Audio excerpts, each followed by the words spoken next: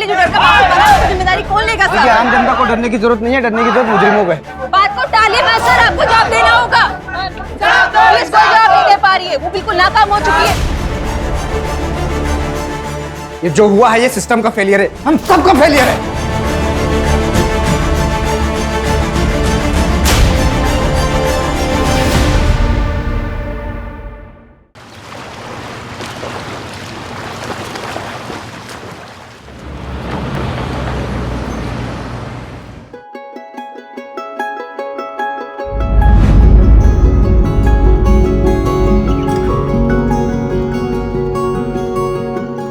Sister, इनके blood test की report आ गई? आधे घंटे में आ जाएगी। अब जैसे ही आएगी मुझे दिखाइएगा। हाँ अरुण, घबराने की कोई जरूरत नहीं है, बाजी जल्दी ठीक हो जाएंगी। हाँ sister, continue with same doses. Yes. देखा माँ जी, डॉक्टर ने बोल दिया है ना, अब आप बहुत जल्दी डिस्चार्ज हो जाएंगे। उठ जाइए, आपके सूप का टाइम हो गया है। आराम से पीछे टेक लगाइए। ये लीजिए आपका सूप।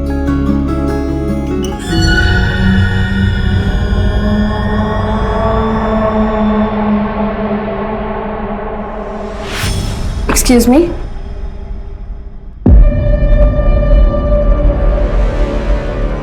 सुनना, शादी हो गई तेरी? मैंने मेडिसिन निकाल दी हैं, आप खिला दीजिएगा। एक्सक्यूज। ना कोई अंगूठी, ना कोई मंगलसूत्र, इसका मतलब कि मेरा इंतजार कर रही थी क्या? Excuse please.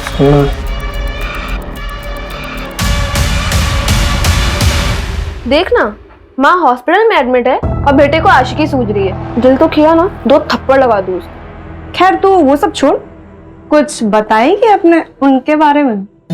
किनके बारे में? एक चल, कभी नाटक मत करा। ऋषभ आर्मी के एग्जाम्स की तैयारी कर रहा है। अच्छा, इसीलिए तुझे आर्मी नर्स का एग्जाम देना था? ताकि दोनों लोग फौज में। अच्छा छोड़िए सब, 3 नंबर बेड के पेशेंट को दवाई देने का टाइम हो रहा है। अच्छा, तूने ऋषभ को बताया अपने पास्ट के बारे में? नहीं।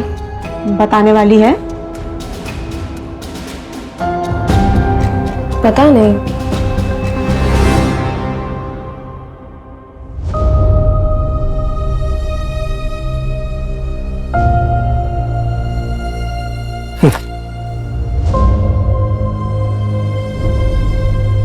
ये लीजिए पापा आपका खाना। सुखी रहे बिटिया, सुखी रहे। चलिए।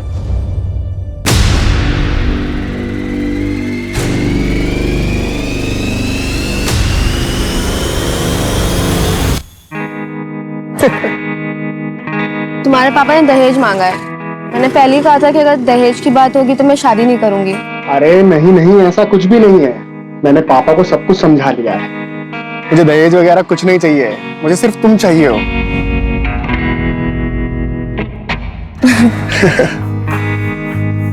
तो अच्छा, मुझे लेट हो रहा है, पहुंच के कॉल करना है ना? बाय। चलो बाय, आराम से जाना।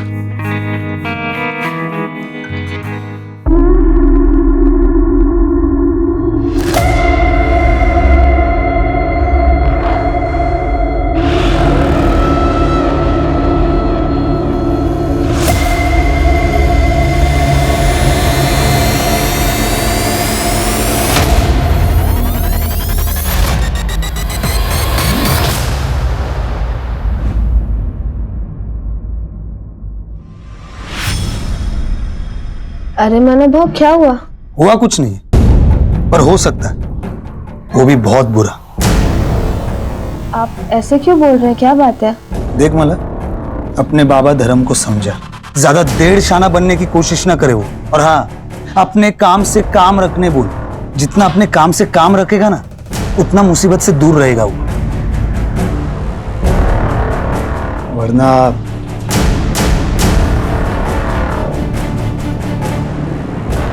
होने को कौन टाल सकता है?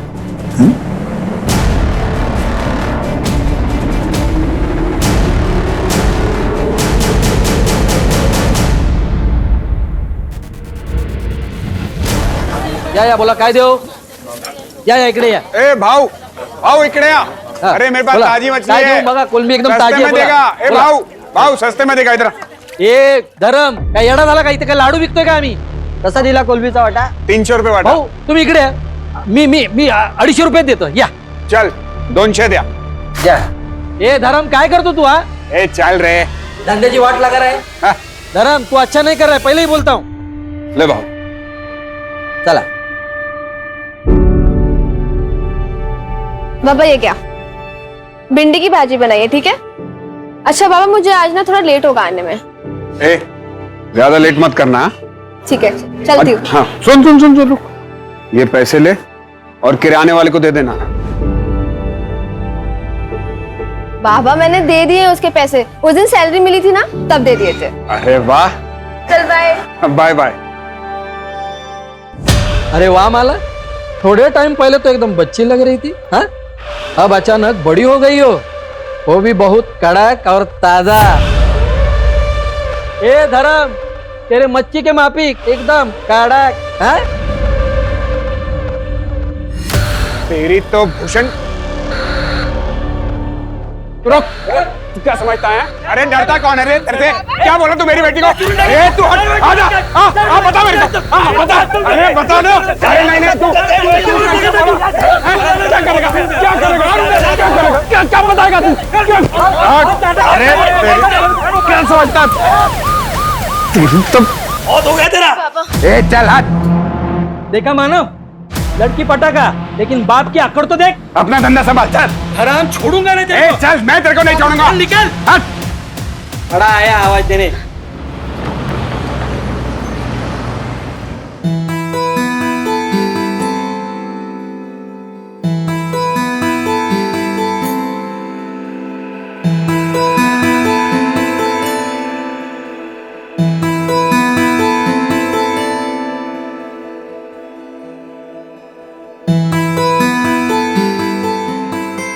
अरे माला वो क्या है ना कि माँ ठीक हो गई है तो मंदिर गया था प्रसाद चढ़ाने के लिए तो हेलो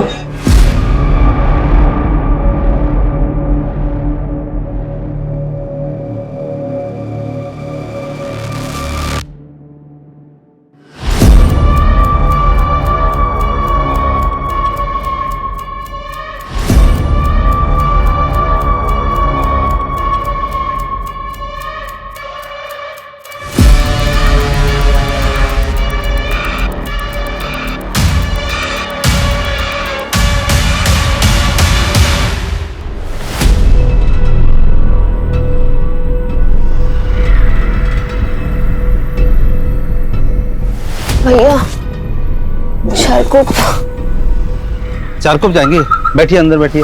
संभालिए अपने आप को. पी रखिए क्या? संभालिए अपने आप को. संभालिए अपने आप को. शेयरिंग है क्या? हाँ शेयरिंग है. चारकोप जा रहे हैं. 30 रुपए सीट है. अच्छा. हाँ चलिए बैठो.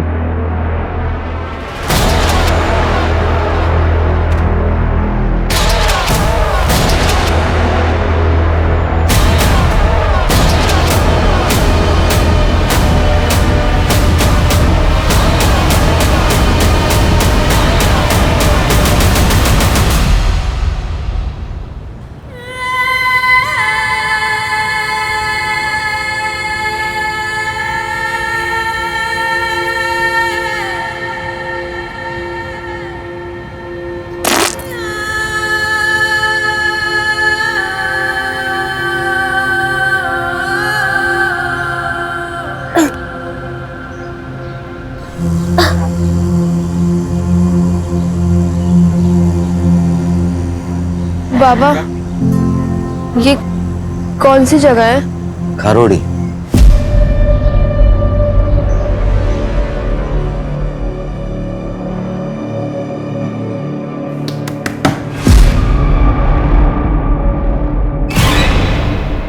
ताई बाबा बाबा ताई आली. मला मला कुठे कुठे होतीस तू? बाबा मुझे कुछ भी याद नहीं है.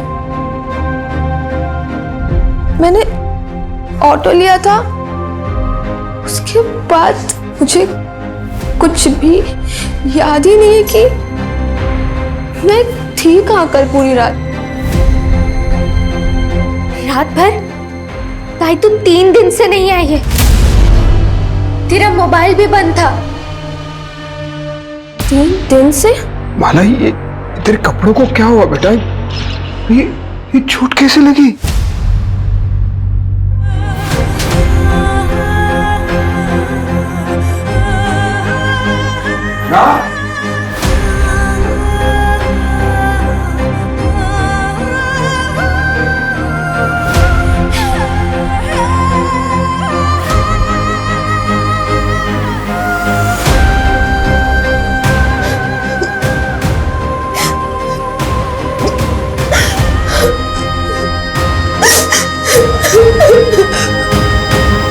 ताई, ताई, ताई क्या हुआ? दरवाजा खोलो।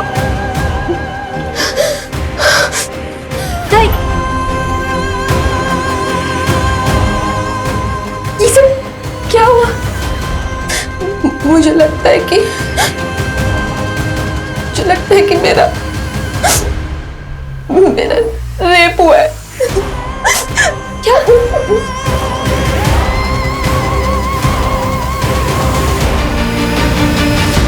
माला, आपको ऑटो का नंबर याद है? जो बंदा ऑटो चला रहा था उसकी शक्ल या कुछ भी?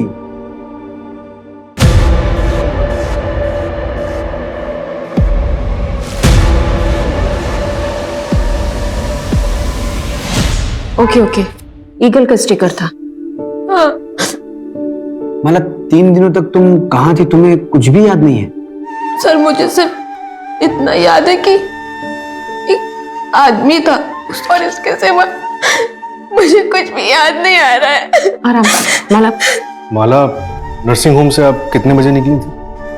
कुछ 11 सवा 11 के आसपास, और मुझे कुछ याद नहीं है। मुझे कुछ भी याद नहीं आ रहा है। माला, रिलैक्स। पानी पियो। आपकी बेटी 3 दिनों तक घर नहीं आई, आपने पुलिस कंप्लेंट क्यों नहीं की? समझ ही नहीं आ रहा था। आज भी नहीं आती तो मैं आता आपके पास। आपको पहले दिन ही आना चाहिए था ना। अच्छा माला, क्या ये 3 दिनों में रोज तुम्हारे साथ ये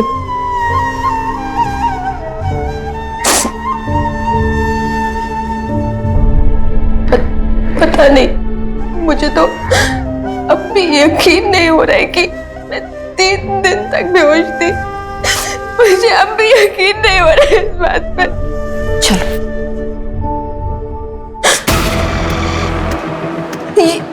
ये किचन था,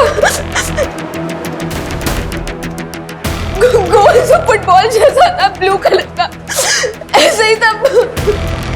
मतलब ऐसा किचन था, फुटबॉल वाला? कोशिश करो और शायद और कुछ याद आया आपको। नहीं सर, मुझे और कुछ भी याद नहीं आ रहा है, बट ऐसा किचन था, वहां पे मैंने देखा था वो। Okay, relax Manju. सूरज, सबसे पहले माला के नर्सिंग होम में पूछताछ करो और उस ऑटो वाले का पता करो जिसमें माला ने ट्रैवल किया था। Right sir. और 10 किलोमीटर के रेडियस में हर उस जगह का पता करो जो एकांत में हो, कोई बंद पड़ा हुआ घर, कोई फैक्ट्री, कोई भी जगह। माला को आखिर 3 दिनों तक कहीं तो रखा होगा। Right sir.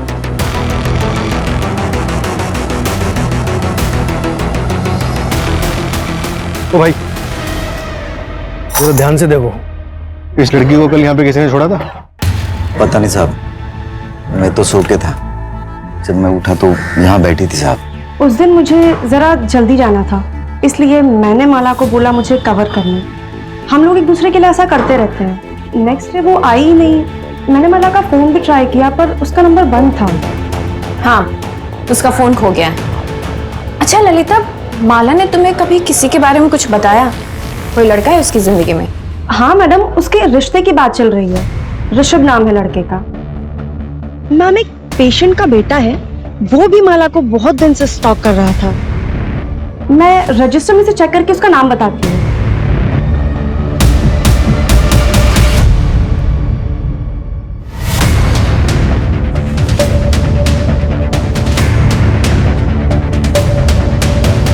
सर, उस ऑटो ड्राइवर का पता चल गया जिसने माला बोहर को ड्रॉप किया। उसने एक इंपॉर्टेंट बात बताई। क्या? माला, चलो घर आ गए। उतरो, उठो, आ जाओ, आ जाओ। माला को उसने नाम से बुलाया, मतलब जान पहचान का भी हो सकता है। एक किचन है हमारे पास और एज ग्रुप पता है 30-35 साल। एक काम करो, माला के जितने भी जान पहचान के लोग हैं सबका कच्चा चिट्ठा निकालो। और ये माला का फैमिली बैकग्राउंड को कुछ पता चला? सर ये धर्म भोरी की फैमिली 1 साल पहले रत्नागिरी से यहाँ मुंबई शिफ्ट हुई थी। उसका बैकग्राउंड चेक करवा रहे हैं। सर, माला की मेडिकल रिपोर्ट आ गई है, उसका सेक्सुअल असॉल्ट कंफर्म हुआ है और सर वो भी रेगुलरली 3 दिनों तक। सर उसे ड्रग दिया गया था और जो ड्रग उसकी बॉडी में मिला है ना, उसका असर 4 से 5 घंटे बाद शुरू होता है। ड्रग का असर 4 से 5 घंटे बाद शुरू होता है, तो हो सकता है ड्रग उसको क्लिनिक में दिया गया हो। एक काम करो, उसके क्लिनिक में सबको फिर से चेक करो। और सर उसके नाखून में जो स्किन के टिश्यूज मिले हैं ना, वो कम से कम 2 लोगों के हैं। मतलब गैंगरेप हुआ है?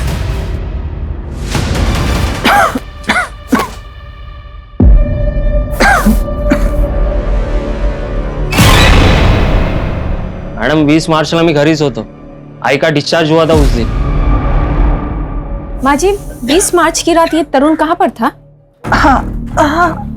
आप लेटे रहिए, बस इतना बताइए कि उस रात ये घर पर ही था? हाँ, ये घर पर ही था। इसने मुझे खाना खिलाया, फिर दवाई पिलाई और फिर थोड़ी देर ये मेरे पैर दबाता रहा और मैं टीवी देखते देखते सो गई। और कितने बजे सोई होंगी आप? 9:30 के बाद। सीरियल तभी खत्म होता है और तभी मैं सोई। 9:30 बजे सोई थी ये। इसके बाद तू घर पर था या नहीं, ये तो इन्हें पता ही नहीं होगा। ओ मैडम मी घरीच होतो।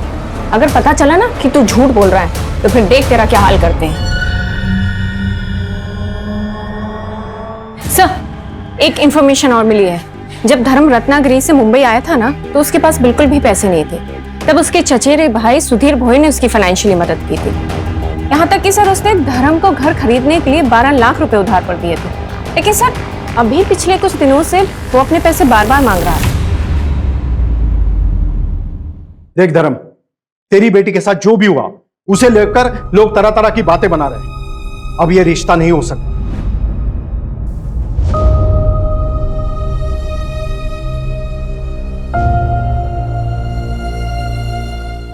ऋषभ, क्या तुम्हारा भी यही फैसला है?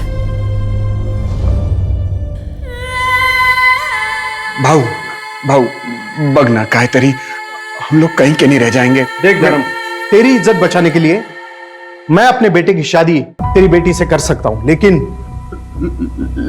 क्या भाऊ? लेकिन क्या? इससे नहीं, तेरी छोटी बेटी कोमल से।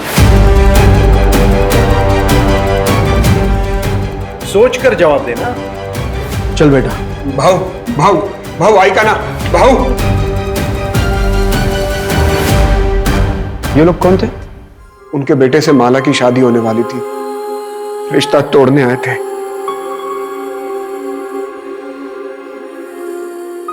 अच्छा माला, किराने वाले का कहना है कि करीब 1 हफ्ते पहले तुमने किसी लड़के को थप्पड़ मारा था। कौन था वो? ये स्केच दुकान वाले ने बनवाया है, हमने इसे सर्कुलेट करवा दिया है। नहीं हम लोग इसे नहीं जानते। हाँ सर, मैं नहीं जानती ये कौन है और मेरा कभी किसी से कोई झगड़ा नहीं हुआ।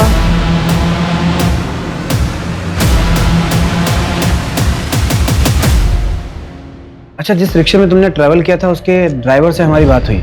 उसका कहना है कि उस रात उसके रिक्शे में तुमने अकेले ट्रैवल नहीं किया था, तुम्हारे साथ कोई आदमी भी था जिसे तुम्हारा नाम पता था। कौन हो सकता है वो आदमी? शायद मानव भाव थे। हुआ कुछ नहीं, पर हो सकता है वो भी बहुत बुरा। कौन मानव? यही मच्छी मार्केट में काम करता है। जब मेरा भूषण के साथ झगड़ा हुआ था तो वो उसकी साइड पे था। क्या बताएगा तू? मुझे लग रहा है ये लोग कुछ छिपा रहे हैं। एक काम करो, रत्नागिरी पुलिस को फोन करो और उनके बारे में सारी जानकारी निकालो। और ये माला, इसका सीडीआर निकालो, शायद उससे कोई लीड मिले। हम ऐसे इंतजार नहीं कर सकते, हमें अपने तरीके से काम करना ही पड़ेगा। Okay sir.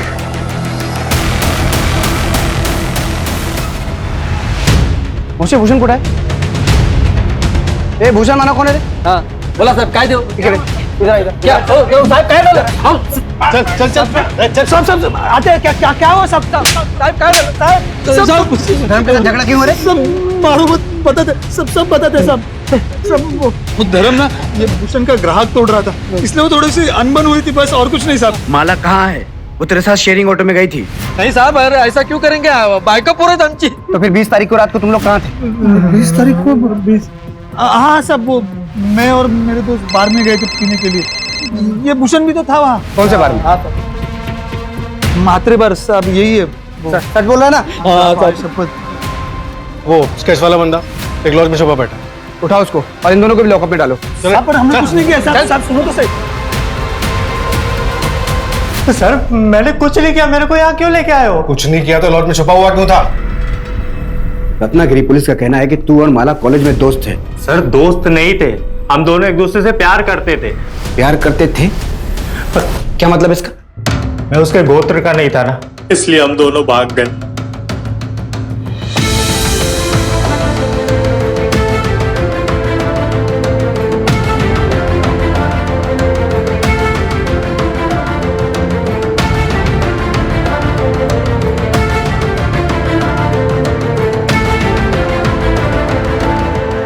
पर सर हमें पता नहीं था कि हमारी खुशियां बस कुछ ही दिनों के लिए थी।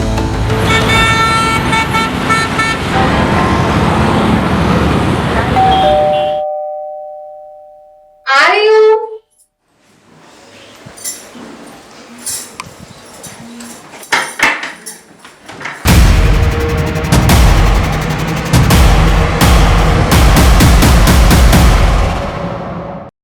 माला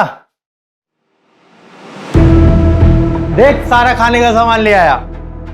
माला माला ये कहाँ चली गई? माला माला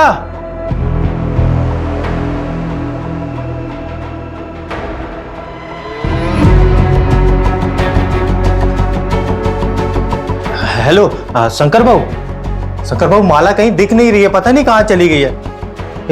भाऊ कहीं उसको कुछ हो तो नहीं गया? भाऊ मेरे को कुछ समझ में नहीं आ रहा है। मैं आ रहा हूँ, रत्नागिरी आ रहा हूँ। तुम यहाँ पर मत आना, सब बहुत गुस्से में है। माला के बारे में कुछ भी पता चलता है ना, मैं तेरे को बताता हूँ भाऊ। सर मेरे भाई शंकर ने पता किया कि माला मुंबई में है। यहाँ पहुंचा तो पता चला कि उसकी दोबारा शादी की तैयारी चल रही है।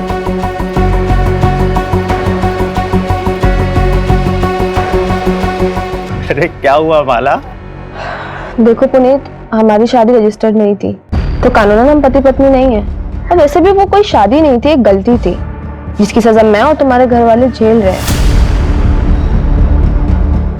तो बेहतर यही होगा कि तुम मुझे भूल जाओ, सबकी भलाई इसी में है। क्या बोली मैं तुझे भूल जाऊं? अरे साफ साफ क्यों नहीं बोलती? कोई और मिल गया तुझे? कोई ज्यादा पैसे वाला है क्या?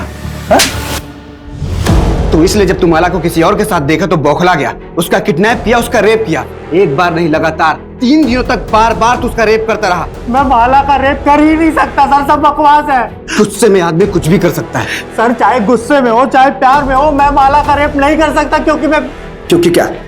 क्योंकि क्या? बोल। क्योंकि मैं ना मर दूं। सर हो सकता है पुनीत ने फ्रस्ट्रेशन में किसी से करवाया हो सकता है। जब इंसान का खुद पे काबू ना हो तो प्यार और उसका जुनून इंसान को किसी भी हद तक ले जाए।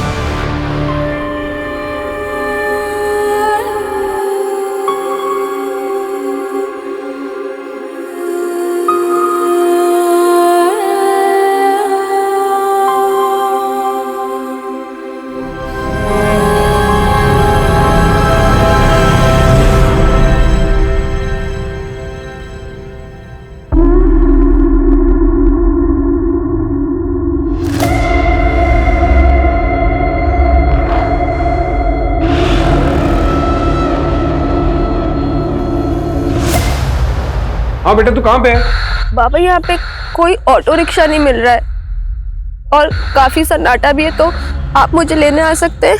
ठीक है, तू मुझे एड्रेस भेज, मैं अभी पहुंच रहा हूँ।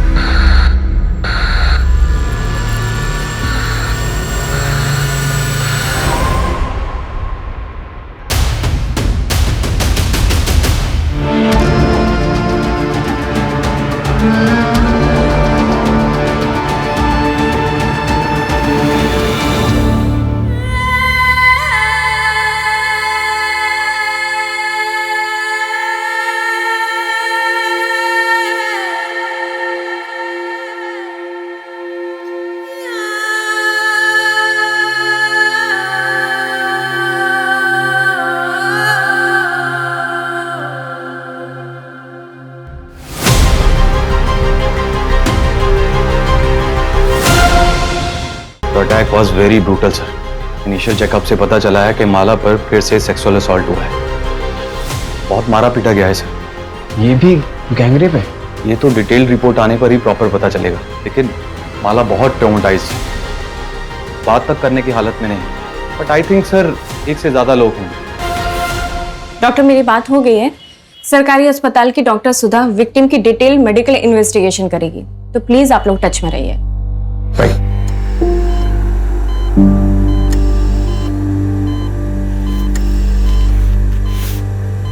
माला, आई एम सॉरी तुम्हारे साथ फिर से।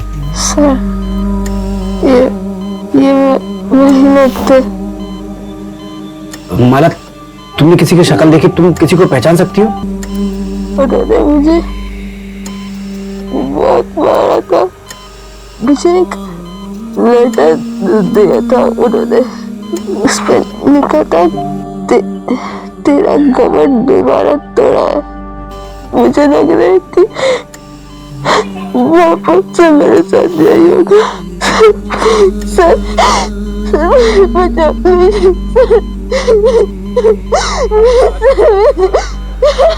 देखिए आप लोग प्लीज पेशेंट को अकेला छोड़ दीजिए प्लीज।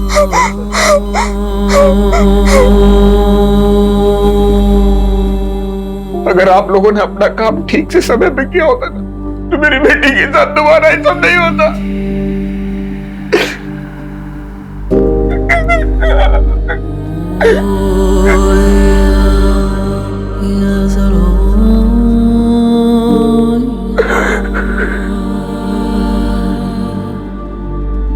ये जो हुआ है ये सिस्टम का फेलियर है, हम सबका फेलियर है।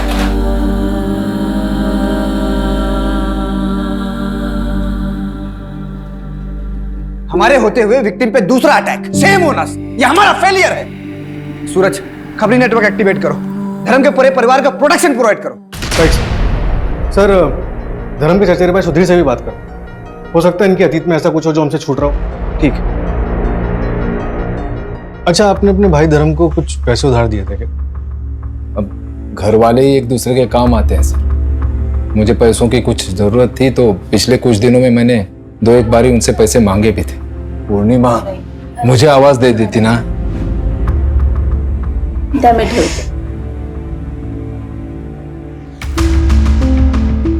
लीजिए सर, तुम्ही पण घ्या।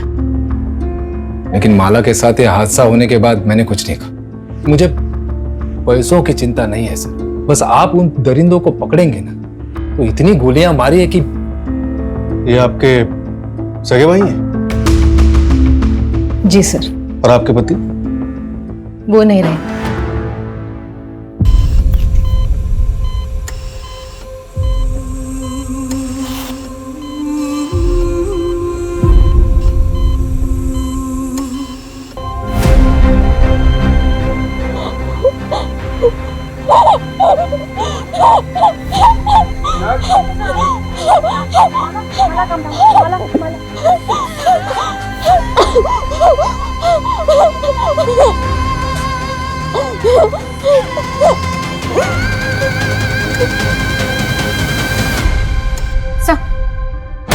भूषण और मानव को छोड़ दे क्या? आई मीन सेकंड क्राइम के टाइम वो दोनों जेल में थे। नहीं मंजू, जब तक माला का कल्प्रिट पकड़ा नहीं जाता तब तक कोई भी सस्पेक्ट कस्टडी से बाहर नहीं जाना चाहिए। सर, धर्म के पिता मंतोष बोहर के बारे में एक बात पता चली। कौन सी बात?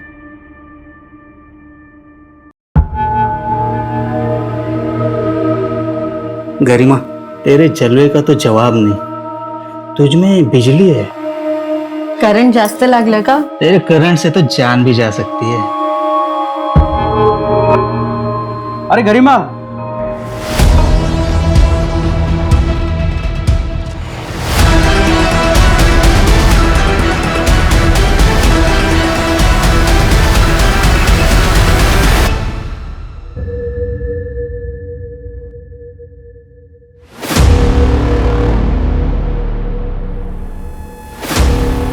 नरेश भाव, दूध के पैसे।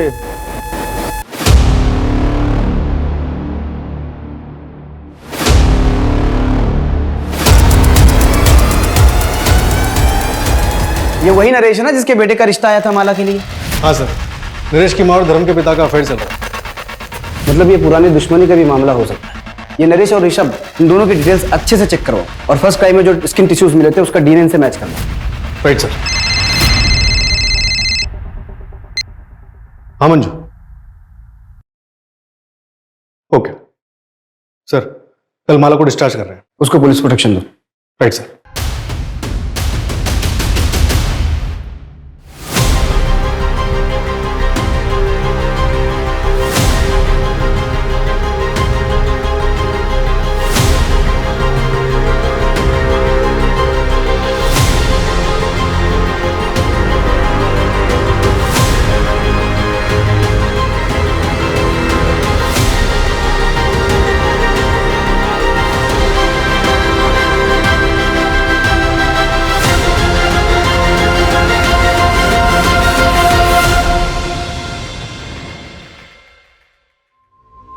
चलिए हम आप लोगों को घर ड्रॉप कर देते हैं।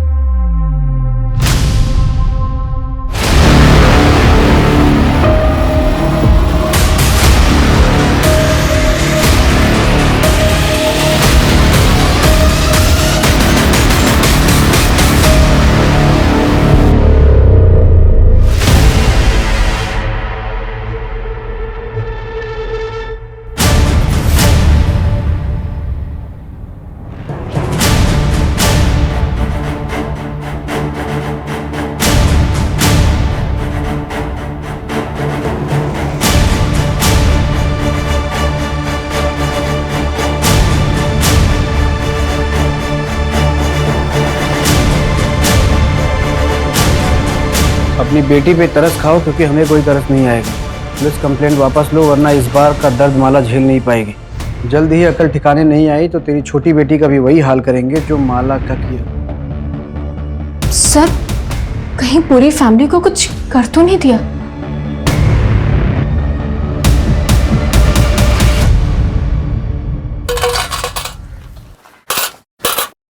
इसको पहचानते हो? हाँ, ये तो माला है। अच्छा, इसके घर में किसी अनजान आदमी को आते जाते देखा आपने? एक लाल रंग का शैतान आया था। कौन आया था? शैतान मतलब एक काला रंग का रुमाल अपने दाहिने पॉकेट में रख लो, कातिल भी पकड़ा जाएगा और तुम भी कमिश्नर बन जाओगे। जय हिंद।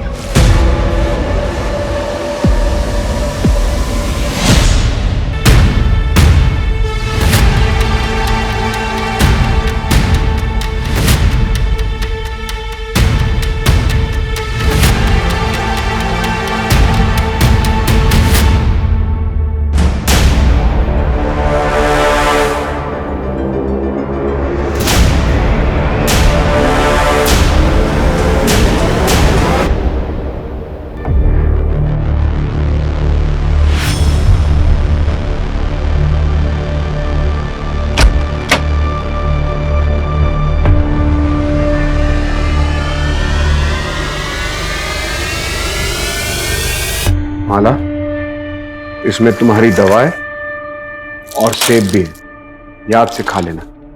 चल कोमल, आज तेरा एडमिशन करवाना है। माला बेटा, कोमल की स्कूल के एडमिशन के लिए हम बाहर जा रहे हैं। आते आते रात हो जाएगी, लेकिन बेटा तू डरना मत, यहां हमें कोई नहीं जानता, और अपनी दवा टाइम से लेते रहना। बाबा जल्दी आइएगा।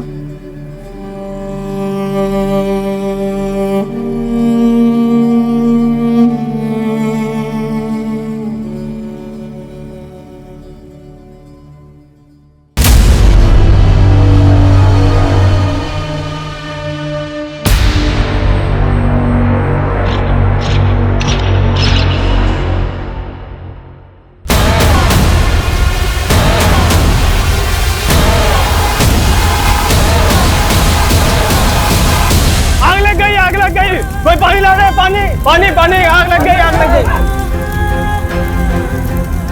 माला, माला, माला, अरे मुझे अंदर जाने दो, मेरी बेटी अंदर है, मुझे मुझे अंदर जाने दो। माला, माला, माला। क्या? हाँ सर, पूरे महाराष्ट्र में हमने माला और उसकी फैमिली की तस्वीर सर्कुलेट करवाई थी।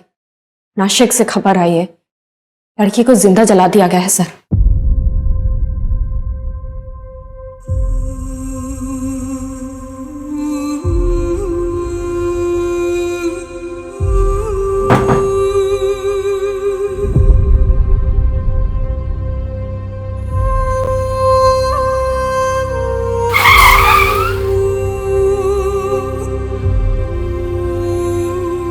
मेरी वजह से मेरी बेटी, मैंने सोचा था कि यहाँ कुछ नहीं होगा, उसकी मौत का जिम्मेदार मैं ही हूँ।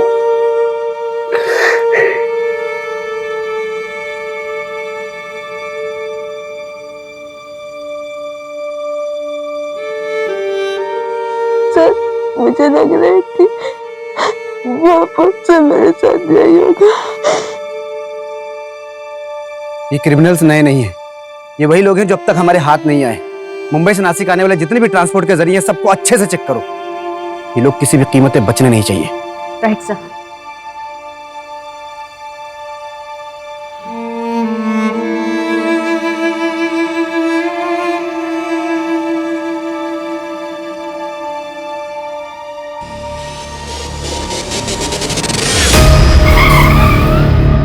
सर, 3 दिन पहले मुंबई से नासिक जाने के लिए एक ट्रेन का टिकट बुक हुआ था। ये देखिए। ये माला के नाखून में जो स्किन टिश्यूज मिले उससे तुम्हारा डीएनए मैच हुआ है। क्यों क्यों किया इतना खौफनाक क्राइम?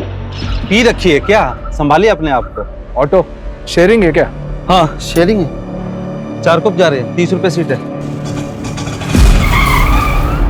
ये आ जाओ।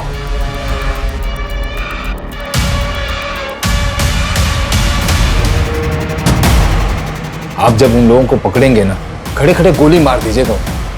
तुम्हारे साथी का भी डीएनए मैच हुआ। दादा की बच्ची है वो, उनकी दवाइयाँ सब कुछ वही तो ख्याल रखती है। पिताजी सरपंच का इलेक्शन लड़ना चाहते थे, लेकिन उन्हें मार डाला गया। मुझे और मेरी माँ को गांव से भागकर यहाँ आना पड़ा। और तो और कंस्ट्रक्शन साइट के ओनर ने भी माँ को बहुत परेशान किया। पता है क्यों? सिर्फ इसलिए कि उन सबके पास हमसे ज्यादा पावर थी। सारा खेल पावर का है सर। जिसके पास पावर है वो सरताज है। मतलब तूने सब पावर के लिए किया? माला ही क्यों? 21 साल की लड़की के साथ 3 दिन तक संभोग करना होगा, फिर उसके 21 दिन बाद उस लड़की के साथ फिर संभोग करना होगा, लेकिन एक ही बार। और उसके 21 दिन के बाद उस लड़की को मारना होगा। अग्नि परीक्षा तो करवानी पड़ेगी। फिर उसके 3 महीने बाद कारपोरेटर का टिकट मिल जाएगा। पर नहीं मिला तो?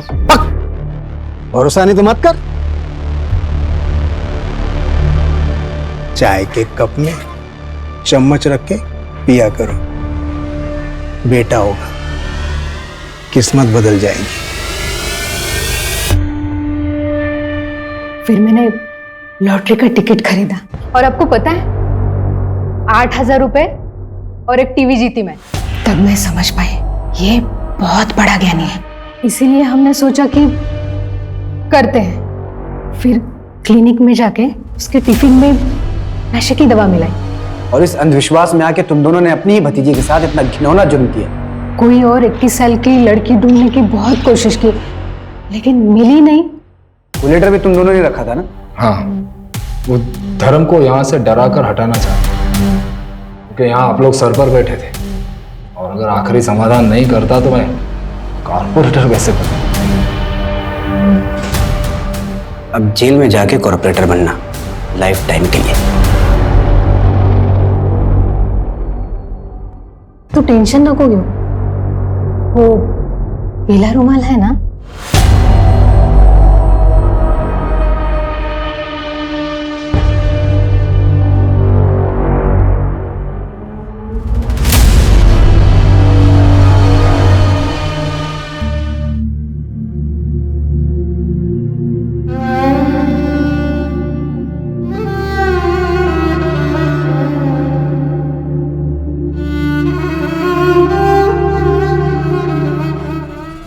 जिस हकीकत पे यकीन ना हो वो हकीकत नहीं, वो तो फसाना होता है। लेकिन ये एक डरावनी हकीकत है, क्योंकि यहाँ झूठे फसानों को सच साबित किया गया था।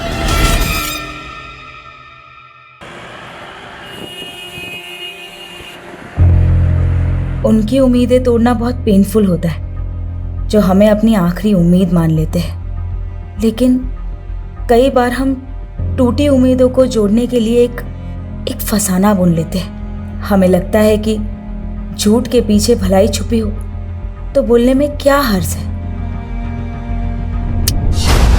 कहाँ खो गई दीदी? हम बुरे हैं क्या सुमित? काहे अपने आप को डिमोरलाइज कर रही हो? Richa Mishra is the best. सिर्फ तुम्हारी नजरों में। दुनिया ने अब तक आपको जाना कहाँ है? देखना, एक दिन आप डॉक्टर ही नहीं, बहुत अच्छी सिंगर भी बनिएगा।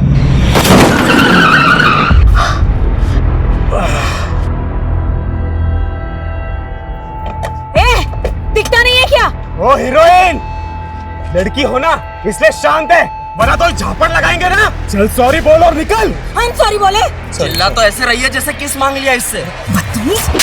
ये क्या कर रही हो? हमारी ना खोपड़ी कर साली यही ना चीज देंगे, बता रहे मारे यही पे चीज देंगे। चल चल पुलिस आई, चल ना चल, देखते बाद में उसको। बैठो ना यार। ये चाकू दिखा रहे थे। नहीं अरे बैठो ना।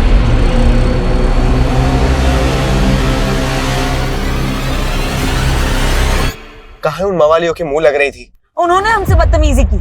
अरे उनका तो काम ही वही है, जुआरे हैं वो लोग। पीछे कंपनी बाग में इतना बड़ा ग्रुप है उन लोगों का। ये तो हवलदार आ गया, वरना 2 मिनट में पूरा गैंग खड़ा कर देते। हम ना फ्रस्ट्रेट हो चुके हैं सुमित, कुछ सही नहीं हो रहा है हमारे साथ। शांत हो जाइए दीदी, सब ठीक हो जाएगा। पहले तो अपना हुलिया सुधारिए, घर पे सब वेट कर रहे हैं आपका।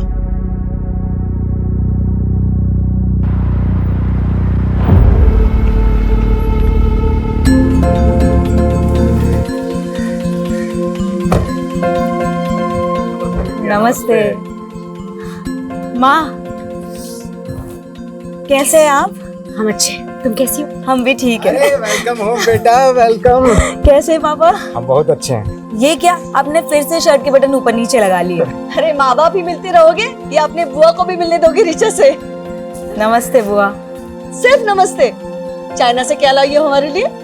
सॉरी बुआ, हमको तो लगा आपको चाइना का माल पसंद ही नहीं है। आओ बेटा अंदर चलो। हाँ चलो। आज हमको बहुत ही गर्व महसूस हो रहा है कि हमारी बेटी चाइना से डॉक्टरेट करके वापस हिंदुस्तान आ गई। अब हम सब लोग इसको ऑफिशियली तौर पर डॉक्टर ऋचा मिश्रा कह सकते हैं। ये सब तो ठीक है संजीव, लेकिन हमारे मन में एक शंका है। कैसी शंका दीदी? ये जो डॉक्टर की डिग्री ऋचा लाई है ना चाइना से, वो भी कहीं चाइना के माल की तरह फर्जी तो नहीं है? बुआ, आप तो 10वीं तक पढ़ी है, आपको डॉक्टर के स्पेलिंग के आगे तो कुछ आता भी नहीं होगा ना? ए बेटा, ऐसा नहीं बोलते, बड़ी है ना, बुआ है। बुआ है तो क्या हुआ, इनको भी तो सीखना चाहिए ना उस दोहे से। बड़ा हुआ तो क्या हुआ, जैसे पेड़ खजूर, पंथी को छाया नहीं, फल लागे अति दूर।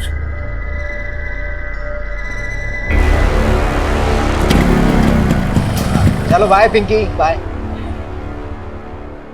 अरे काहे अब तक मुंह लटकाए बैठी है? हाँ, अरे हम बुआ भतीजे में तो ऐसे चलते रहता है। संजीव तुम टेंशन मत लो, हम जानते हैं ना, बिल्कुल अपनी माँ पे गई है। क्यों डॉक्टर ऋचा? Good night.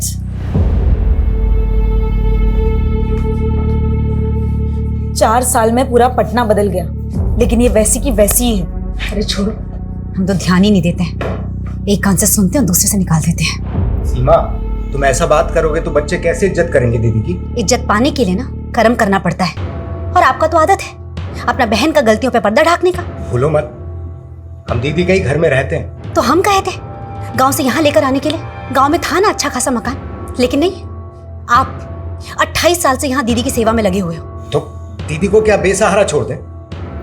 जानती तो 22 साल की थी कि विधवा हो गई। बहुत दे दिए सहारा, अब अपने बच्चों के बारे में सोचिए।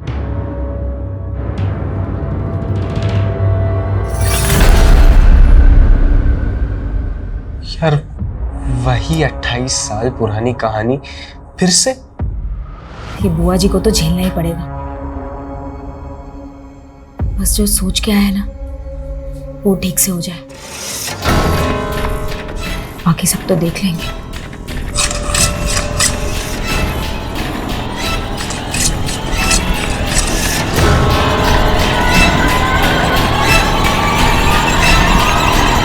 जब से ऋचा ने डॉक्टरेट पूरा किया है ना, हमारा तो मान ही बढ़ गया है। पता है सब लोग क्या कह रहे हैं कि एक मामूली नर्स ने अपनी बिटिया को डॉक्टर बना दिया। अरे वाह, बड़ा दुलार आ रहा है माँ बेटी में। हम आते हैं। हमको देख के ऐसे भाग गई जैसे नेवले को देख के सांप। हेलो, हाँ मैडम। अरे आपको बोले तो थे कि आपका वाईफाई राउटर खराब है, तो थोड़ा तो दिक्कत होगा ना। आप तो कल सुबह आ जाते हैं ना। ठीक है, आप चलिए, ठीक है। पापा वो एक कस्टमर के यहाँ जाना पड़ेगा। और सुमित, हमको भी हॉस्पिटल जाना है, बाइक से हमको ड्रॉप कर दो। ठीक है, चलिए हम आते हैं। हम क्या आए, सभी चले गए। दीदी, हमें आपको कुछ कहना था। बोलो ना। दीदी बुरा मत मानिएगा, हमसे जितना बन पड़ा आपके लिए हमने किया, पर अब क्या है ना, बच्चे बड़े हो गए हैं, सबको अपना प्राइवेट स्पेस चाहिए। तो तुम हमको छोड़ के जाने की सोच रहे हो? अरे दीदी, आपसे दूर थोड़ी ना जा रहे हैं, रोज आपसे मिलने आएंगे। जाओ जाओ ना, लेकिन सुमित हमारे साथ रहेगा। लेकिन दीदी, पर कहा है हमने तुमसे, सुमित हमारे साथ रहेगा।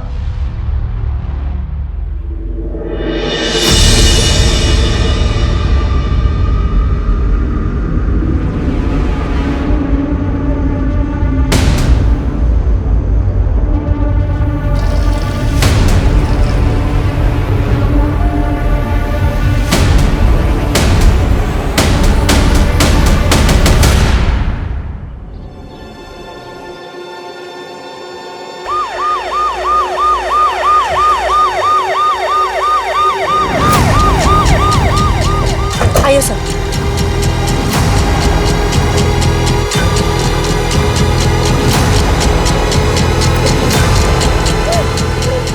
सभी केयरफुल। सर, पैरों के निशान को देख के लगता है कि 2 से ज्यादा लोग होंगे। कोई गैंग तो नहीं? अगर कोई गैंग था तो घर में दाखिल किस मकसद से हुआ होगा? क्योंकि घर की हालत देख के लग नहीं रहा कि कोई लूटपाट हुई है।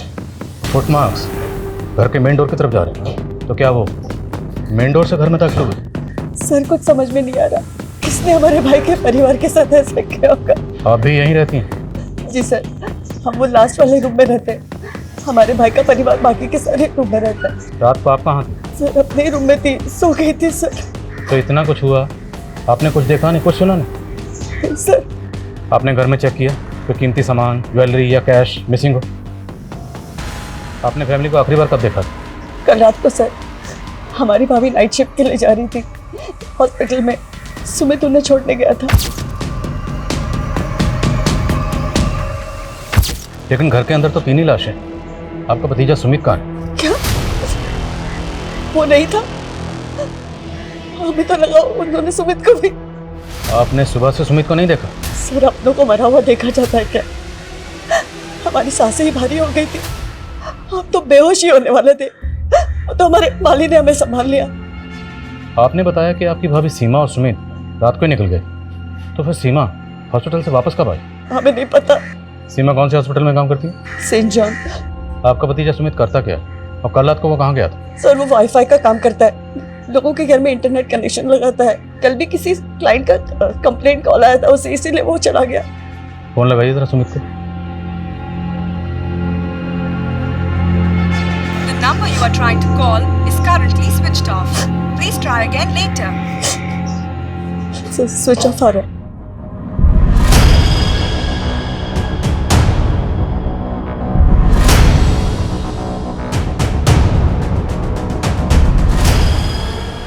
सर, कोई मर्डर वेपन नहीं मिला। सर, घर में कोई फोर्स एंट्री की निशान भी नहीं है, ना लूट ना चोरी। क्रिमिनल्स का मोटिव क्लियरली मर्डर ही लग रहा है, और घर का लड़का सुमित वो गायब है। सर, कहीं उसने ये मर्डर तो नहीं किया? सिंह, कोई अपनी फैमिली को इतनी बेरहमी से क्यों मारेगा? और घर में 2 या 2 से ज़्यादा लोगों के फुटमार्क्स हैं। Right sir. अगर ये किसी गैंग या कॉन्ट्रैक्ट किलर का काम है तो हमें उसे जल्दी पकड़ना होगा। काफ़ी पॉश एरिया है, मीडिया की इस केस पर बराबर नजर रहेगी। पटना के वीआईपी इलाके में एक ही परिवार के 3 सदस्यों का बहुत बेरहमी से कत्ल कर दिया गया, जिससे पूरा शहर सख्ते में है। क्या ये पुलिस का फेलियर नहीं? जनता को जवाब देना होगा, आखिर ये हमलावर कौन थे? अगर ये जल्दी पकड़े नहीं गए तो दूसरे घरों को भी टारगेट बना सकते हैं। सर हमें सर, हमने सुमित की माँ के हॉस्पिटल में चेक किया। सुमित ने अपनी माँ को वहाँ रात 9 बजे ड्रॉप किया था, लेकिन उसकी माँ रात को 1 बजे अचानक नाइट शिफ्ट बीच में छोड़कर चली गई। क्यों? सर, सीमा की कलीग का कहना है कि उसके घर से एक इमरजेंसी कॉल आया था और ये कॉल उसके हस्बैंड का था। ऐसी क्या इमरजेंसी थी? सर, क्राइम सीन पर किसी भी विक्टिम के फोन भी नहीं मिले। समझ में नहीं आ रहा है कि संजीव ने सीमा को कॉल क्यों किया था रात 1 बजे। उस रात सुमित को भी उसके किसी कस्टमर ने कॉल किया था ना? हाँ सर, उस कस्टमर से भी बात हुई मेरी। उसने बताया कि सुमित रात 11 बजे अपना काम खत्म करके वहाँ से चला गया।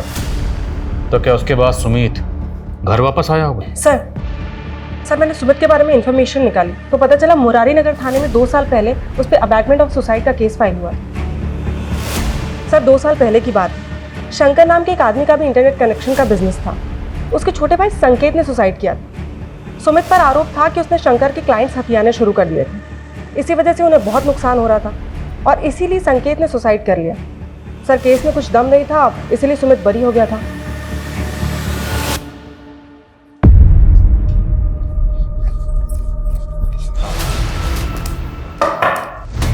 जी शंकर।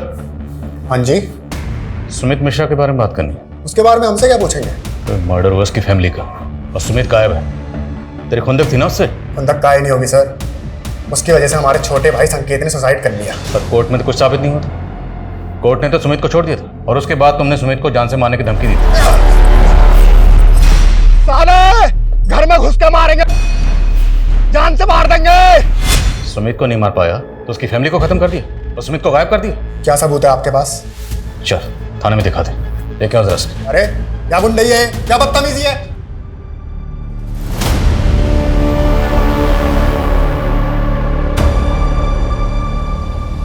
लाइए मैडम, हम साफ कर देते हैं। चुप रहो तुम, किसी काम के नहीं रहे। जरा सा भाव क्या दे दिया, सारे काम अधूरे छोड़ रहे हो। 2 दिन से पौधों को पानी दिया? वो मैडम, यहाँ पे डेथ हुआ था तो हमने सोचा कि तुमको मालूम है पौधे जब मरते हैं ना तो गाली देते हैं। अब क्या उनकी हाय दिलवाओगे? अरे देख क्या रहो, जाओ ना पानी दो।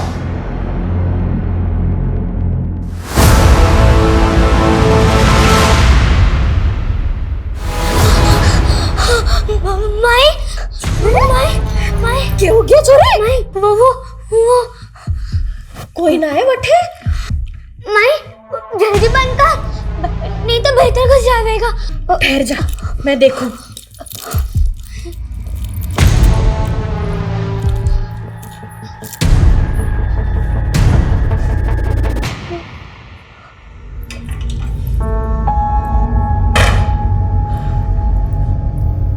कुछ ना है छोरी, हरा भरा में है। माई बहुत बुरा है, वो मार डालेगा मारे को। कुछ ना होगा लाडू, चिंता मत कर। थारी माई है ना, कुछ ना होगा थारे को। ये संजीव मिश्रा प्रोफेसर था, 1 साल पहले रिटायर हुआ। उसकी बीवी 20 साल से वर्किंग वुमेन थी, तो दोनों मियाँ बीवी की मिला के अच्छी खासी इनकम होगी। फिर भी ये दोनों संजीव की बहन के घर पे रह रहे थे, जबकि पटना में खुद का घर है, लेकिन वो घर इन्होंने किराए पे दे रखा। आखिर ऐसा क्यों? सर, संजीव की बहन काफी छोटी उम्र में विधवा हो गई थी और इनके आपसी रिश्तों में अभी तक कुछ बुरा सुनने को नहीं मिला है। शंकर की क्या अपडेट है? सर, इंक्वायरी चल रही है, लेकिन उसे सिर्फ शक के बिना पर और अंदर नहीं रख सकते। जाने दो उसे, लेकिन नजर रखो, हो सकता है उसी ने सुमित को जानबूझ के गायब किया हो ताकि हमारा शक सुमित पे बना रहे। जी सर। सर हमें बताया गया था कि रिचा मर्डर से 2 दिन पहले डॉक्टरेट करके चाइना से वापस आई, लेकिन सर उसका सीडीआर कुछ और कह रहा है। सर रिचा का फोन पिछले 6 महीने से पटना में ही एक्टिव था। मैंने इमिग्रेशन डिपार्टमेंट से कंफर्म किया, वो 6 महीने पहले ही पटना आ गई थी। यस सर, लेकिन वो 14 तारीख को अपने घर गई थी और 2 दिन बाद उसका उसकी फैमिली के साथ कत्ल हो गया। आखिर चक्कर क्या है? और अगर वो 6 महीने से पटना में थी तो पटना में कहाँ थी? सर मैंने पता किया है, वो किसी डॉक्टर गौतम कश्यप के क्लिनिक में प्रैक्टिस कर रही थी। तो मिलते हैं इस डॉक्टर कश्यप से और रिचा की फैमिली की एक डिटेल पता करो। शायद इस फैमिली का कोई ऐसा राज है जो अभी तक सामने नहीं आया। अच्छा जा रहे हैं हम। हाँ, एक मिनट। आज फिर उल्टी सब पहन ली? अरे ध्यान ही नहीं रहा, अभी सीधे कर लेते हैं। सुमित, इस बार छुट्टियों के बाद चाइना जाने का मन नहीं कर रहा। क्या बात कर रही हो दीदी? अभी तो एक पूरा साल बचा है, फाइनल एग्जाम्स नहीं देनी आपको?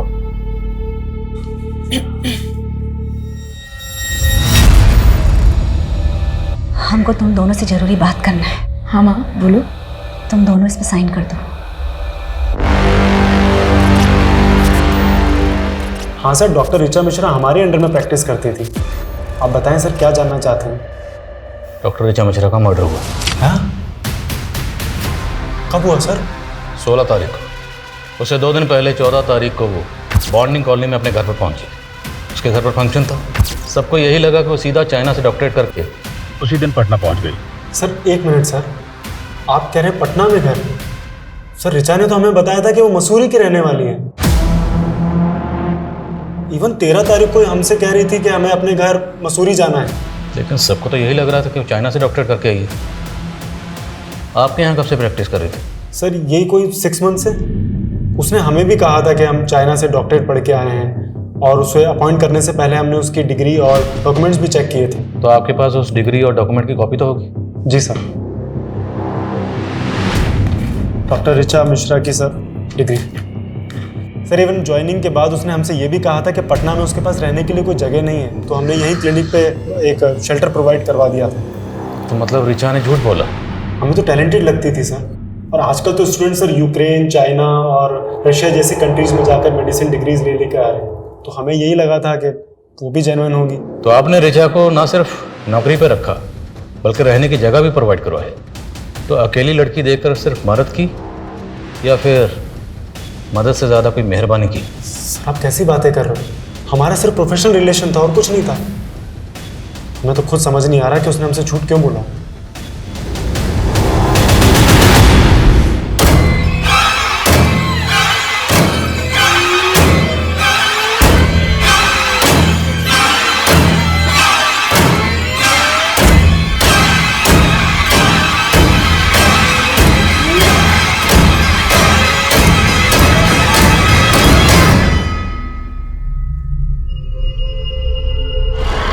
सर इतना तो क्लियर है कि 4 साल पहले ऋचा ने चाइना के इसी इंस्टीट्यूट में एडमिशन लिया था और वो 3 साल तक वहीं पढ़ रही थी। लेकिन सवाल ये है कि अगर ऋचा पिछले 6 महीने से पटना में रह रही थी तो पिछले 6 महीने से अपने माँ बाप से दूर क्यों रह रही थी, वो भी माँ बाप को बिना बताए? 14 तारीख को ऋचा अपने माँ बाप के पास आई और 16 तारीख से ऋचा का भाई सुमित गायब है। वो कहाँ गायब है कुछ पता नहीं चल रहा। सर ऋचा की बुआ के मुताबिक 14 तारीख को सुमित की ऋचा को एयरपोर्ट से लेकर आया था। तो मुमकिन है कि सुमित जानता होगा कि ऋचा पिछले 6 महीने से पटना में थी। सर पोस्टमार्टम रिपोर्ट के मुताबिक ये सारे मर्डर सुसरात 3 से 6 बजे के बीच में हुए थे और सुमित को आखिरी बार उसके कस्टमर के घर देखा गया था रात को 11 बजे। उसके बाद वो कहाँ गया कोई ट्रेस नहीं मिल रहा। पर पोस्टमार्टम रिपोर्ट के मुताबिक मर्डर वेपन क्या रहा होगा? सर पोस्टमार्टम डॉक्टर का कहना है कि संजीव और सीमा की बॉडी पे जिस तरह के जख्म मिले वो कोई यू शेप का धारदार हथियार होगा। यू शेप धारदार हथियार क्या होगा? सर हम ऋचा के मूवमेंट चेक कर रहे थे तो एक ट्रैफिक पुलिस से इन्फॉर्मेशन मिली है 14 तारीख को ऋचा और उसके भाई की गाड़ी 2 बाइकर से टकराई। सर उन दोनों लड़कों ने ऋचा और उसके भाई पे हमला करने की कोशिश भी की। सर ट्रैफिक पुलिस ने उन दोनों लड़कों का पता लगा लिया था, लेकिन ऋचा और उसके भाई ने गवाही देने से मना कर दिया, इसलिए कोई केस ही नहीं बना। वो दोनों लड़के कौन थे?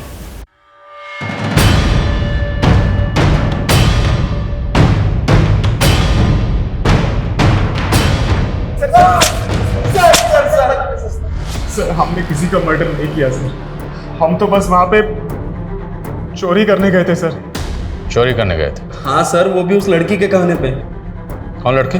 ऋचा, वो डॉक्टर।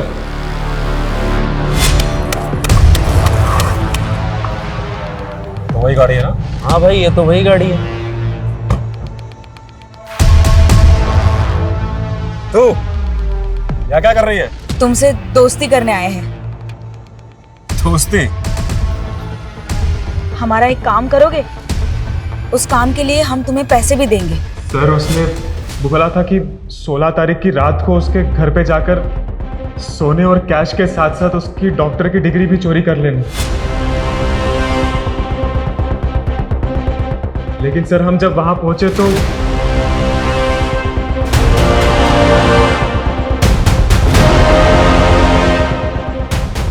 हम जैसे ही वहां पहुंचे वो पहले से ही मरे हुए थे। ऋचा के साथ जो लड़का आया था वो लड़का कौन था? नहीं मालूम सर। सर इन लड़कों पर यकीन तो नहीं किया जा सकता, लेकिन ऋचा के बारे में जो बातें अब पता चल रही है वो इनकी कहानी पे यकीन करने पे मजबूर कर रहा है सर। पर सवाल यह है कि ऋचा अगर वाकई अपनी डिग्री चोरी करवाना चाहती थी तो क्यों, किस मकसद से? सर हो सकता है वाकई ये दोनों किसी के कहने पे कहानियां बना रहे हो, शायद शंकर। ये दोनों किसी लड़के का भी जिक्र कर रहे हैं जो ऋचा के साथ था। वो लड़का कौन होगा? और अगर मान लो ऋचा गहनों और पैसों के साथ अपनी डिग्री भी चोरी करवाना चाहती थी तो चोरी तो हुई नहीं, मतलब डिग्री अभी भी वहीं होगी।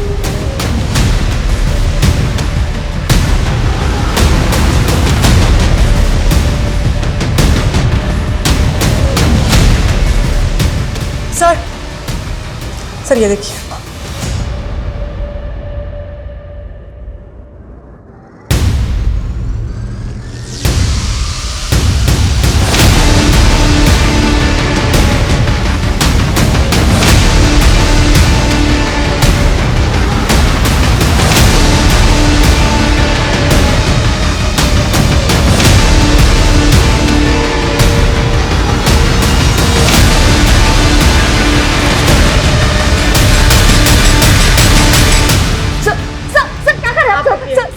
क्या इसके पीछे? कुछ भी तो नहीं है sir. Sir sir sir sir, sir ये पुराना आप पीछे। सर सर कुछ नहीं है इसके पीछे सर। चाबी कहाँ इसकी? नहीं पता हमें, कुछ नहीं है इसके पीछे sir. Sir sir please.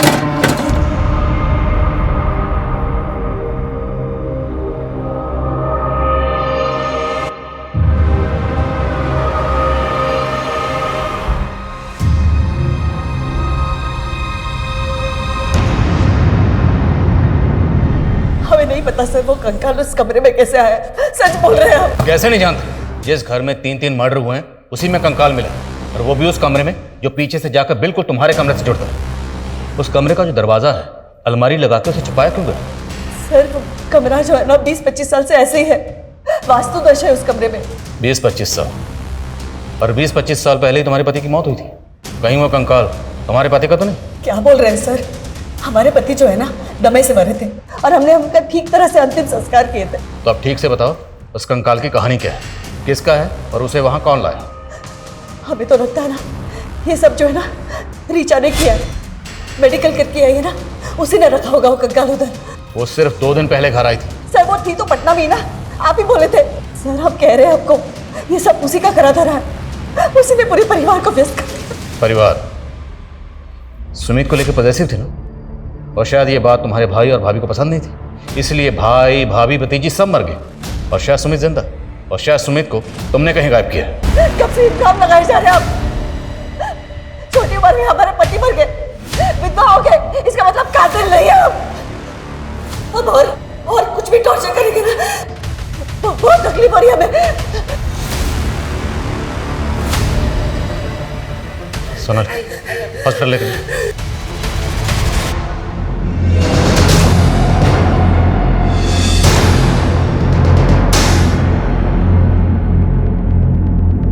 Sir anti fraud department ने ऋचा की डिग्री की ऑथेंटिसिटी चेक की, कंफर्म ये डिग्री फेक है। सवाल यह है कि ऋचा ने फेक डिग्री क्यों बनवाई, और जय और प्रदीप के मुताबिक ऋचा इस डिग्री को चोरी करवाना चाहती थी, क्यों? कहीं दोनों लड़के हमें घुमा तो नहीं रहे? सर इन लड़कों से उस लड़के का स्केच बनवाते हैं, हो सकता है कि इस कहानी का कनेक्शन उस लड़के से जुड़ा हो।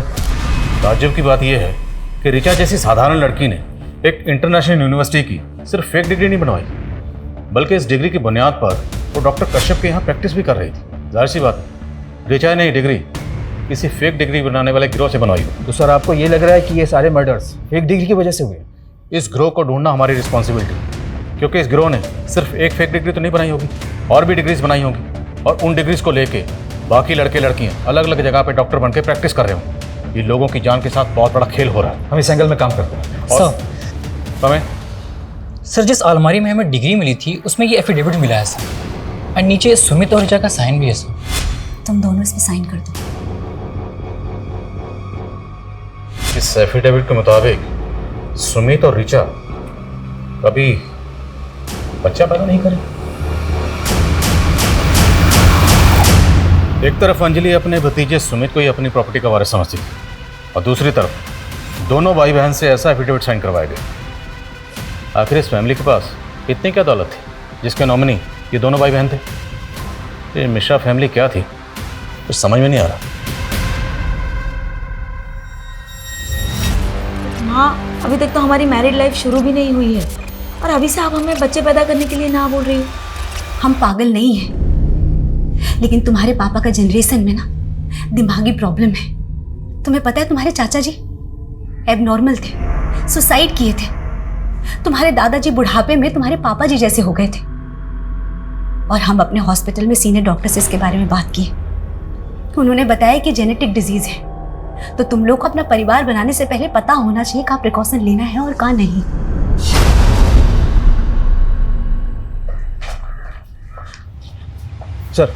सर जय और प्रदीप ने इस लड़के की स्केच बनवाई है जो कि उस ऋचा के साथ। सर मैंने ऋचा के CDR को भी चेक किया, उसमें एक नितिन नाम के लड़के का नंबर मिला है। सर ये नितिन की फोटो है और ये स्केच दोनों मैच कर रही है। जय और प्रदीप ने भी कंफर्म किया कि यही वो लड़का था जो कि उस दिन ऋचा के साथ। हाँ सर, हमने ऋचा को पहले ही कहा था कि उन लड़कों से ऊटपटांग काम ना करवाए, पर उसने एक नहीं सुनी। और सर सच बताए तो हम उसके साथ जाना भी नहीं चाहते थे, पर उन लड़कों से उसे अकेले बात करने में बहुत डर लग रहा था, इसलिए हमें जाना पड़ा। तू जानता था ना कि ऋचा ने उन दोनों को, प्रदीप और जय को, घर पे बुलाया था? सर सच बता रहे हैं, हम कुछ नहीं जानते। तुझे पता था ना कि ऋचा चाइना से पटना वापस आ गई, तो उसने फेक डिग्री बनवाई। कहाँ से बनवाई थी? तूने मदद की थी? नहीं सर, हम तो पहले से ऋचा के इस कदम के खिलाफ थे, पर वो बहुत प्रेशर में आ गई थी क्योंकि वो फेल हो गई थी। नितिन, हम तो डॉक्टर बनना ही नहीं चाहते थे, हम तो सिंगर बनना चाहते थे। लेकिन हमारे पेरेंट्स, जब से हमने होश संभाला ना, कूट कूट के दिमाग में भर दिया कि हमें सिर्फ डॉक्टर बनना है। ऋचा, पर तुमने कोशिश तो की थी ना। अब तुम फेल हो गई तो कोई बात नहीं, एक बार फिर से ट्राई करो। 45 लाख का खर्चा किया है उन्होंने हमें चाइना भेजने के लिए। किस मुंह से कहे कि हम फेल हो गए? फिलहाल ना फेक डिग्री का जुगाड़ कर लेते हैं, फिर कुछ कमा लेंगे और उस कमाई से हमारा डॉक्टरेट पूरा कर लेंगे। सर, ऋचा ने अपने फैमिली प्रेशर में आके कभी कोई सही डिसीजन लिया ही नहीं। उसे तो हमेशा यही डर लगा रहता था कि गलती से अगर उसकी फेक डिग्री पकड़ी गई तो उल्टा और फंस जाएगी, इसलिए वो उसे चोरी करवा के टेंशन फ्री होना चाहती थी। Tension free? उसी फेक डिग्री को दिखाकर वो डॉक्टर के यहाँ प्रैक्टिस कर रही थी। आई नो सर, पर किसने किया, कब किया, क्यों किया, उसके पेरेंट्स का किसने खून किया, सर हमें कुछ नहीं पता। ऋचा का भाई सुमित कहाँ है ये तो जानता होगा ना? सर हम कुछ नहीं जानते, हम सच बता रहे हैं। जब इसकी मौत हुई होगी तकरीबन यही उम्र रही होगी इसकी। और मौत कब हुई होगी? यही कोई 5 से 7 साल पहले। पर हमें तो लगा कि स्केलेटन वहाँ इससे भी ज़्यादा सालों से रखा गया होगा, क्योंकि हमें जब स्केलेटन मिला उस वक्त इस पर काफ़ी धूल जमी हुई थी। लेकिन सर हमें उस धूल और मैल की लेयर के नीचे एक ऐसी लुब्रिकेंट की लेयर मिली है जो आमतौर पर स्केलेटन को प्रिजर्व करके रखने में इस्तेमाल होती है। तो मिश्रा हाउस में वो कौन था जो स्केलेटन को प्रिजर्व करके रखना चाहता था?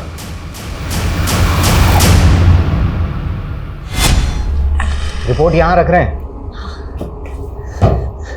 आगे आप लोग, क्या कहा डॉक्टर ने? लड़का है ना?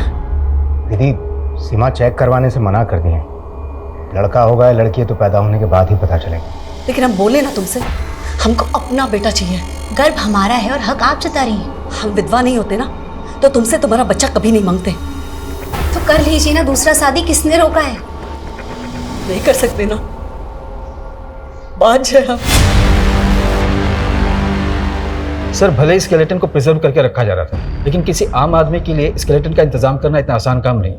मैंने ऐसे केसेस के बारे में सुना है जहां पर कब्रिस्तान से स्केलेटन गायब करके उनकी खरीद फरोख्त की जाती है। सेन, आजकल इस तरह की खरीद फरोख्त डार्क वेब के जरिए भी होती है। डार्क वेब एक ऐसी काली दुनिया है जहाँ पर इलीगल हथियारों से लेकर हर तरह की इलीगल और बैन चीज़ों की खरीद फरोख्त होती है। सर इसमें तो साइबर सेल की एक्सपर्टीज है और ये सोर्सेज को ढूंढने में तो काफ़ी वक्त लग जाएगा। चांस तो लेना पड़ेगा। इस केस को सॉल्व करने के लिए हमें इस केस की जड़ तक जाना होगा। इस केस से जुड़े हर शख्स के डिजिटल फुटप्रिंट चेक करो, शायद कोई क्लू मिले। सर हमें सर हमने मिश्रा फैमिली की पिछले 4 साल की जीपीएस हिस्ट्री चेक की है सर। उसमें सुमित और उसकी माँ सीमा की 2 साल की जीपीएस हिस्ट्री चेक करने वाली है सर। सर करीब 2 साल पहले सुमित और सीमा राजस्थान के धुमनी गांव गए थे सर। कई सालों पहले इस गांव को हॉन्टेड माना जाता था। रूमर्स थे कि इस गांव में भूत प्रेत है। तो ये दोनों माँ बेटा उस गांव में क्या करने गए थे? इनका उस गांव से कोई कनेक्शन? नहीं सर, ये दोनों तो बिहार से ही बिलोंग करते हैं। तो हमें पता करना होगा कि सुमित और उसकी माँ उस गांव में क्या करने गए थे।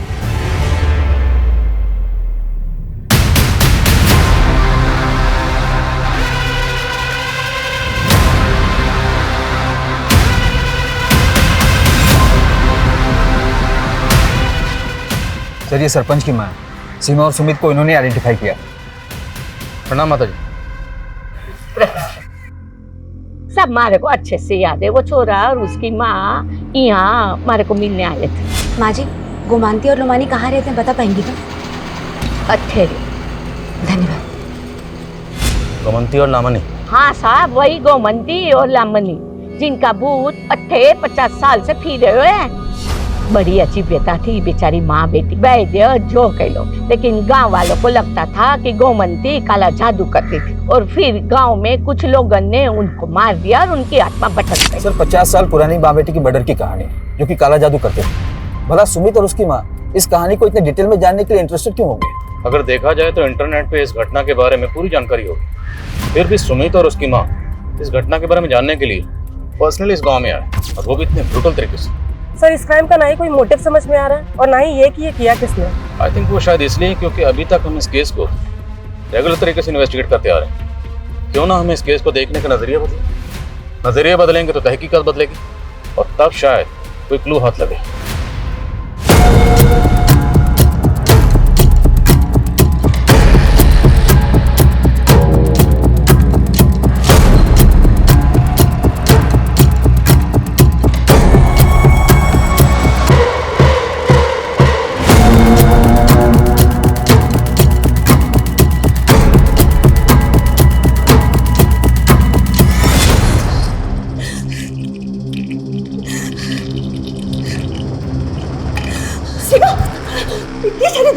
मन रहा है क्या तुम्हें?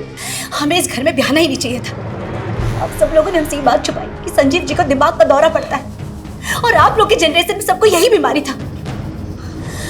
कहीं इसका असर हमारे बच्चों पे पड़ा तो? ऐसा कुछ नहीं होगा भैया, 3 साल की हो गई है ना, कुछ हुआ उसे? नहीं ना, बच्चा भी स्वस्थ होगा। सर हमने सस्पेक्ट और विक्टिम से जुड़े सभी लोगों की लिस्टिंग की थी, लेकिन उसमें एक नाम ऐसा भी है जिस पर हमारा ध्यान ही नहीं गया, और वो है डॉक्टर गौतम कश्यप, जिसकी क्लिनिक में ऋचा काम करती थी और उसके घर का इंटरनेट कनेक्शन सुमित ने लगाया था। मतलब डॉक्टर कश्यप सिर्फ ऋचा को नहीं, उसके भाई सुमित को भी जानता था।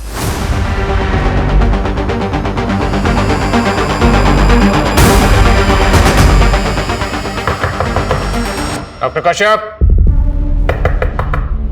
डॉक्टर कश्यप,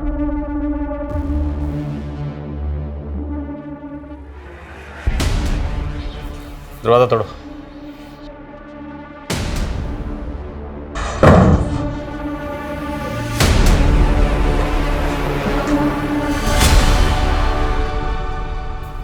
क्या बात कर रहे हो डॉक्टर गौतम? पिछले जन्म में हम लड़की थे। हाँ, हम तुम्हारी माँ थे, एक औरत, और वैद्य का काम करते थे, और इस जन्म में हम डॉक्टर हैं। आपका है ना वो karmicsoulmate.com पे पुनर्जन्म के किस्से पढ़ पढ़ के दिमाग खराब हो गया। अभी तुम नादान हो ना, यकीन नहीं करोगे। हम पिछले जन्म में वैद्य ही नहीं, ब्लैक मैजिक की प्रैक्टिस भी किया करते थे, और इस जन्म में भी कर रहे हैं। और इसी ब्लैक मैजिक की मदद से हमें यह पता चल गया है कि हम दोनों पिछले जन्म में माँ बेटी थी। तुमने सुमित को फालतू कहानियां सुना के सुमित को हासिल करने के लिए तूने उसकी पूरी फैमिली खत्म कर दी। सिर्फ हमने ही नहीं, हमारी बेटी ने भी हमारा साथ दिया। जिन 3 लोगों ने 50 साल पहले हमें मारा था, हमने उन्हें मारकर अपना बदला पूरा किया है। गोमांती यानी हम और लामानी यानी तुम। ठीक 50 साल पहले 11 मई को हम दोनों मरे थे, और जिस दिन हम मरे थे उस दिन पूर्वा फाल्गुनी नक्षत्र था, और जिस दिन हम पैदा हुए उस दिन भी पूर्वा फाल्गुनी नक्षत्र ही था। और कमाल की बात यह है कि जिस दिन तुम पैदा हुए उस दिन भी पूर्वा फाल्गुनी नक्षत्र ही था। तो इस जन्म में तुम्हारे माँ बाप और बहन है। जी सर, हमें यकीन था कि वो तीनों ही हम दोनों के कातिल थे। वे तुम ना, वो डॉक्टर एक नंबर का सनकी है, दिमाग खराब कर दिया उसने तुम्हारा। तो अपनी माँ को लेकर राजस्थान के गांव में क्यों गए थे? हमने तो माँ को उनके मुंह पे ही बोल दिया था कि पिछले जन्म में वो हमारी कातिल थी, तो गाँव ले जाकर सब बता दिया। वो समझ बैठी कि हमें वही दिमागी जेनेटिक डिजीज़ है जो हमारे बाप दादा को थी, पर हमें तो बदला लेना था। पर तभी ऋचा चाइना में थी, तो जैसे ही वो फेल हुई हमने उसे एक फेक डिग्री का प्रॉमिस कर यहाँ इंडिया बुला लिया, क्योंकि हमें तीनों को साथ में ही मारना था। ऋचा को इंडिया बुलाकर डॉक्टर कश्यप के यहाँ प्रैक्टिस पर लगा दी, ताकि वो साला डॉक्टर तुमसे 6 महीने अपने ऊट पटांग रिचुअल करवाता रहे। स्केलेटन भी डॉक्टर ने ही खरीदा था डार्क वेब पे जाकर। उन्होंने कहा था कि वो रिचुअल्स ही हमारा सुरक्षा कवच होगा, ताकि हम पकड़े ना जाए। जब ऋचा ने हमें बताया कि उसने उन दोनों गुंडों को घर पे उसका वो फेक सर्टिफिकेट चोरी करने बुलाया, तभी डॉक्टर ने बोला कि यही मौका है, मर्डर हम करेंगे लेकिन पकड़े हो जाएंगे। तो अपनी माँ को अपने पापा के फ़ोन से कॉल करके हॉस्पिटल से घर तुमने बुलाया था।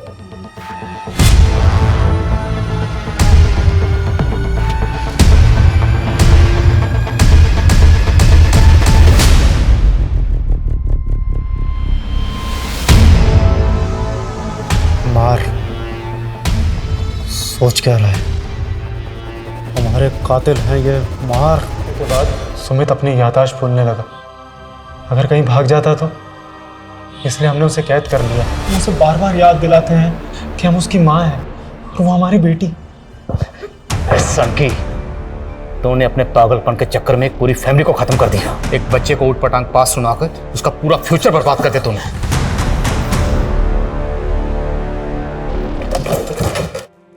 सर, इस डॉक्टर ने तो बड़ी लंबी प्लानिंग कर रखी है। सर, आप किस तरह की प्लानिंग? उसने कहा कि कोर्ट में उसे लॉयर नहीं चाहिए, वो अपना केस खुद ही लड़ेगा, जिसके लिए उसने डॉक्यूमेंट भी तैयार कर रखे हैं। सर, अब वो कोर्ट में 50 साल पुरानी गोमंती और लमानी मर्डर केस को फिर से ओपन करके ये साबित करना चाहता है कि 50 साल पहले सीमा, संजीव और रीचा ने उनके पिछले जन्म में इसकी हत्या की थी। सर, ये पक्का सनकी है। और वैसे भी 50 साल पहले गोमंती और लमानी का मर्डर किसने किया था, ये तो कभी पता ही नहीं चला। लेकिन ये डॉक्टर वो केस पक्का ओपन करेगा। मैंने एक से एक सनकी और सिरफिरे लोगों को देखा, पर ये डॉक्टर कश्यप सबसे ऊपर है। ये दुनिया ऐसे ऐसे अजीब और खतरनाक लोगों से भरी पड़ी है, इन्हें समझने और पहचानने में लोग अक्सर धोखा खा जाते हैं और सुमित और उसके परिवार की तरह का शिकार बन जाते हैं। लोगों को ऐसे सनकी और सरफिरे लोगों से सतर्क और सुरक्षित रहने की जरूरत है।